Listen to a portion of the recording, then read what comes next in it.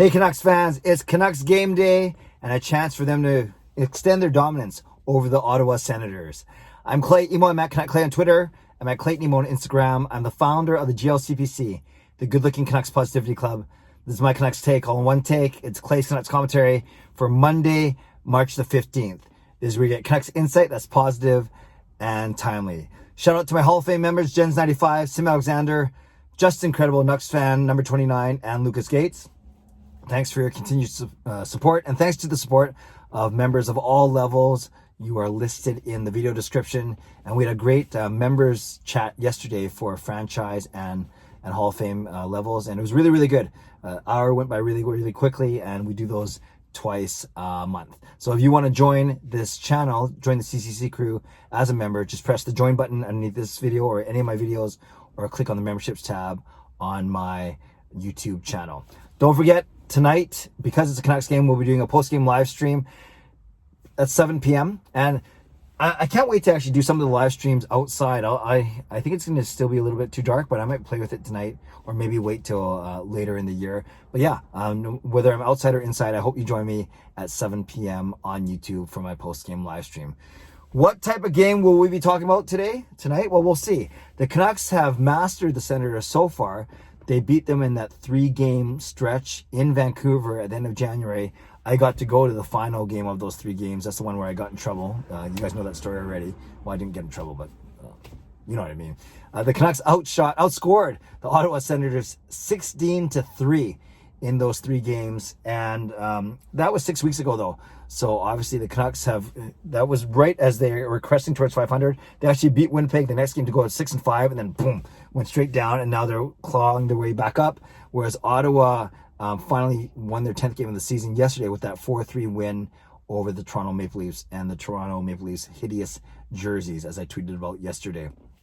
So Ottawa, yeah, still 6 or 7 points behind Vancouver in the North Division. It's not like we're worried about them catching us from behind, but the point is Ottawa is a much better team than they were when we beat them 3 times in a row at the end of January. In particular, you have Brady Tkachuk and Drake Batherson leading the way up front for them. And a really nice story yesterday in Joey Daccord getting his first career NHL win. Surprise starter because Matt Murray pulled himself or pulled something and in warm-up and couldn't play. So for Ottawa tonight, we're not sure. Coach DJ Smith didn't know this morning if Murray would be ready to go. You think if Murray was ready to go that you go with Murray today. You probably have Daccord not go back-to-back after his first win, although they didn't travel, but you might want to let him relish in that win. And if Murray can't go and they need 2 goalies, they have Philip Gustafsson on the taxi squad. So something that we won't know until later tonight. It's, there's part of me that says I don't want to face Joey Daccord because A, he's riding a lot of momentum, and B, the Canucks seem to always lose to rookie, backup, journeyman goalie. So we'll see how that goes. I'm not saying Daccord's a journeyman. And in fact, if you saw his post-game interview yesterday, you can't help but like the guy already. So we'll see who the Canucks end up facing in their goal. As a, contrast that to the Canucks' own net, we know it's going to be Thatcher Demko. How can you not go with him? He has been a rock star over the past 2 or 3 weeks. And then on the blue line, likely you're going to go with the same steady 6 of Hughes and Hamonic, Edler Schmidt, and Ben and Myers. Hamonic did a media availability saying that he's feeling very confident in his game right now, that he has more to give, and how much he loves playing with Quinn Hughes. So nothing earth-shattering there.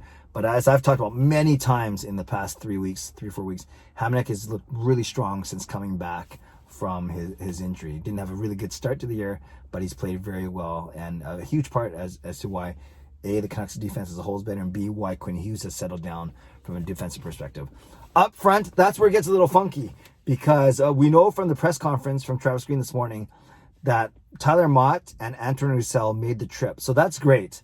That's great to hear that Motte, because he made the trip because obviously he's been practicing with the team, and that means he should be getting ready to come back in the lineup soon. Otherwise, they wouldn't have brought him.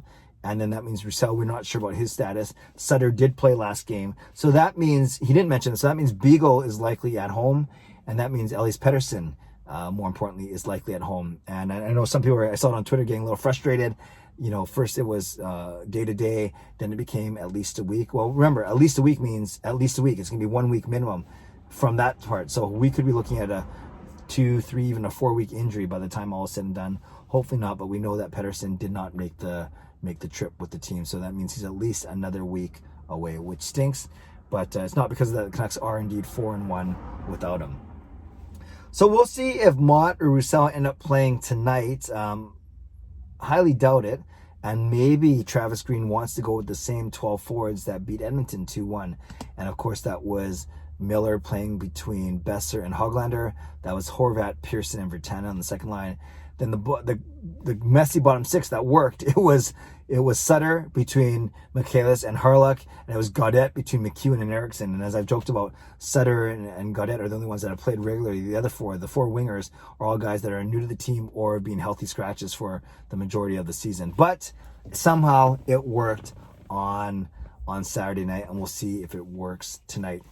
Some odds and ends. Some people are asking, Rick Dhaliwal was on the Vancast with Jeff Patterson and Thomas Drance, so he talked about a lot of contract status, talked about bridge contracts versus long-term for Hughes and Pettersson. Don't forget Thatcher Demko's also an RFA, and he's, with every passing performance, with every great performance, his value goes up and up and up.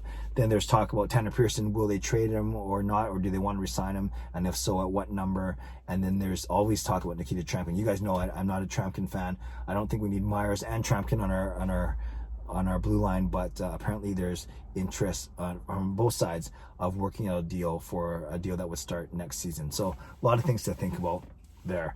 But we'll have plenty of time to talk about off-season stuff or even UFA trade deadline going forward. Tonight, let's focus on the Vancouver Canucks. Let's focus on the Ottawa Senators. And I got a lot of good feedback to my vlog yesterday about, so you're saying there's still a chance, talking about the Vancouver Canucks slim playoff hopes. I know they are slim playoff hopes. Even some people said that I undershot with my 62-point prediction as the playoff bar. Some are saying it might be 65 or 66 points, which would necessitate 2 more wins, which makes it even tougher for the Canucks. But, Vancouver does play Ottawa 6 more times. I'm not saying they're going to win all 6 of them, but if they take 4 or 5 of them, that's going to be a huge help. That's going to go a long way to the Canucks winning 17 or 18 of their last 25. So we'll see. It has to start tonight, but I'm looking forward to the early game. I'll try and get home from work early enough to catch the puck drop at 4 o'clock. And again, my post-game live stream at 7 p.m. Lastly, I put a new video, a new WWTT up. What were they thinking? And of course, I had to get into the minds of the players that were in the scrum of Bo Horvat's greasy goal on Saturday night. Some of you saw I put it to Titanic music on Twitter yesterday. Got some really good feedback. And then today, no Titanic music, but I do break it down for about 10 minutes or so of what exactly was going through all the players' minds, what was happening in the little details in my breakdown of that Horvat goal. So make sure you check out that vlog and let me know what you think.